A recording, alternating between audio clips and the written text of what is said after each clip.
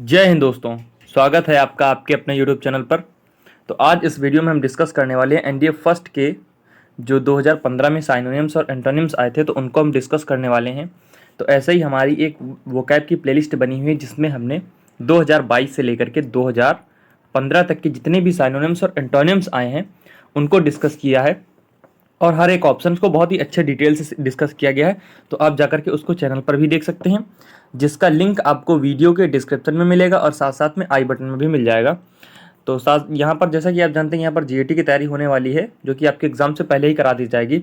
ऐसे जैसे कि यहाँ पर केमिस्ट्री के 5 सालों के पेपर अपलोड कर दिए गए हैं। अगर आप इन सिर्फ 5 सालों के पेपर्स को देख लेते हैं जिनके कुल मिलाकर 8 वीडियो हैं, तो आपको केमिस्ट्री में 90% क्वेश्चन हमेशा के लिए मतलब एकदम सिक्योर हो जाइए कि आपके 90% क्वेश्चन राइट ही होंगे। लेकिन ये है कि उसमें जो कंसेप्ट बताए गए हैं उन कंसेप्ट के थ्रू भी आपको जाना होगा, केवल ये नहीं कि क्वेश्चन क्वेश्चन पढ़ लिए, तो उससे 90% नहीं होने वाला कभी भी।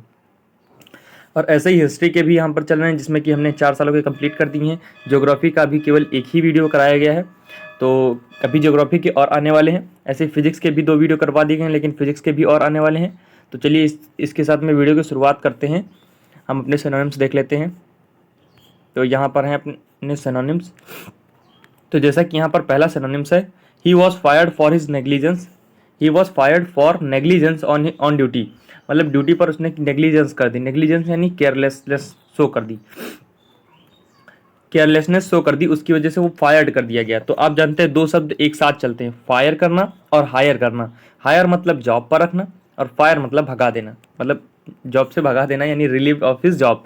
तो स्कॉल्डेड और रिबक का सेम मतलब होता है, जिसका मतलब होता है डांटना। इसका एक इडियम भी होता है, take to task. Take to task, take to task. और अटैक्ड जो है, अटैक्ड के साथ साथ में एक सिनोनिम है असॉल्ट, ASULT, असॉल्ट। तो जो अटैक होता है इसमें एक्टिव वॉइस में प्रीपोजिशन नहीं लगता है। जैसे कि हम लोग कहते हैं कि इंडिया अटैक्ड ऑन पाकिस्तान, तो इंडिया अटैक ऑन पाकिस्तान नहीं कहना चाहिए, ऑन यहाँ पर रॉन्ग यूज होगा। लगता तो सही है लेकिन गलत है।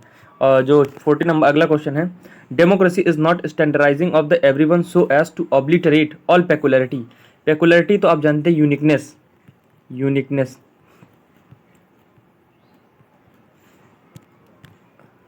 तो इसका हम सिनोनिम देखते हैं, जो ऑब्लिटरेट होता है। ऑब्लिटरेट का मतलब होता है किसी चीज़ को डिस्ट्रॉय कर देना, किसी चीज़ को नष्ट कर देना, मिटा देना, एकदम पूरा जड़ से ख़त्म कर देना। तो इसका ऑप्शन नंबर सी राइट हो जाएगा, यानी जड़ से ख़त्म कर देना, मिटा देना।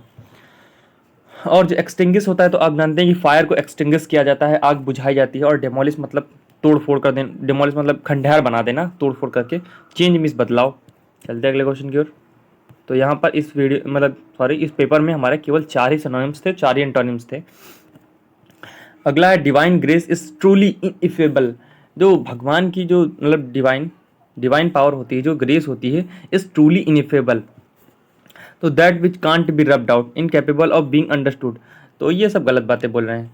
That which is too great to be expressed in words.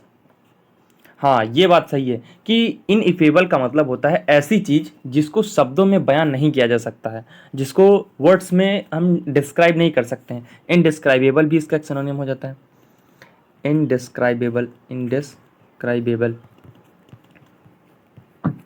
ऐसे ही हम बोल सकते हैं बियॉन्ड वर्ड्स, यानी जिसको हम वर्ड्स में डिफाइन नहीं कर सकते हैं, हम उसे इनफेबल बोलते हैं, वर्ड्स, बियॉन्ड वर्ड्स। तो इसका ऑप्शन नंबर सी राइट हो जाएगा, that which is too great to be expressed in word. जो ऐसी चीज जो कि इतनी महान है कि जिसे शब्दों में एक्सप्रेस नहीं किया जा सकता। और too powerful to be defeated, ये तो बिल्कुल गलत बात है, हमने तो मतलब बता दी कि उसका मतलब क्या है। अगला है इडिफाइंग। इडिफाइंग का मतलब होता है किसी चीज़ को इंस्ट्रक्शन देना, इंस्ट्रक्शन एक तरीके का, जो कि मॉरल इंस्ट्रक्शन हो, मॉरल इंस्ट्रक्शन, मॉरल इंस्ट्रक्शन। जैसे कि आप पेपर स्टार्ट करते हैं जब भी करने के लिए, तो वहाँ पर आपको इंस्ट्रक्शन मिले होते हैं, तो वही इंस्ट्रक्शन की बात की गई है। लेकिन वो मॉरल इंस्ट्रक्शन नहीं होते हैं, वो आपके पेपर के हिसाब से इंस्ट्रक्शन होते हैं। तो इसका ऑप्शन नंबर सी राइट हो जाएगा, यानी इंस्ट्रक्टिव। तो the convocation address was very edifying, मतलब जो एड्रेस था कन्वोकेशन का वो वेरी इंस्ट्रक्टिव था। टीडीएस का थकाऊ, आप जानते हैं टीडीएस मीन्स थकाऊ, डल, टीडीएस का थकाऊ, डल। ऐसे इन नीड ऑफ एडिटिंग, ये तो एकदम अलग ही बात है। एक्साइटिंग, तो आप जानते हैं इंथुजियास्टिक। इंथुजियास्टिक मतलब एक्साइटिंग यानी उत्सुक, जो उत्साहित कर दे जो। एक्साइटेड तो होता है कि उत्सुक, और जो एक्साइटिंग होता है मतलब उत्साहित करने वाला, प्रोवोकिंग जिसे बोलते हैं हम। चलते हैं अगले की ओर, जैसे कि हमारे एंटोनिम शुरू हो गए। John is always dressed, John is always shabbily dressed. Shabbily का मतलब होता है एक घृणास्पद रूप से यानी तुच्छता से, जिसे हम बोल सकते हैं, जैसे कि हमने उस दिन बात की थी ट्रिवियल, तो इसका ट्रिवियल सिनोनिम है ट्रिवियल। लेकिन जो क्योंकि यहाँ पर एल वाई लगा है तो हमें यहाँ ट्रिवियली करना होगा, ट्रिवियली। तो ट्रिवियली, ट्रिवियली इसका सिनोनिम हो जाता है। तो हमें एंटोनिम्स देखना है। डिसेंटली इसका एंटोनिम हो जाएगा। डिसेंट का मतलब होता है एकदम सभ्य तरीके से, और जबकि जो सैबिली होता है इसका मतलब होता है असभ्यतापूर्वक, फटे अटे कपड़े पहन के चले आ रहे हैं, बस वही है सैबिली। और जो एकदम अच्छे से कपड़े पहन के आता है, ड्रेस कोडेड होता है, जेंटलमैन लगता है, तो डिसेंटली होता है। ब्यूटीफुल जानते हैं, एक्स्ट्रावेजेंटली यानी बहुत ज़्यादा खर्चीला।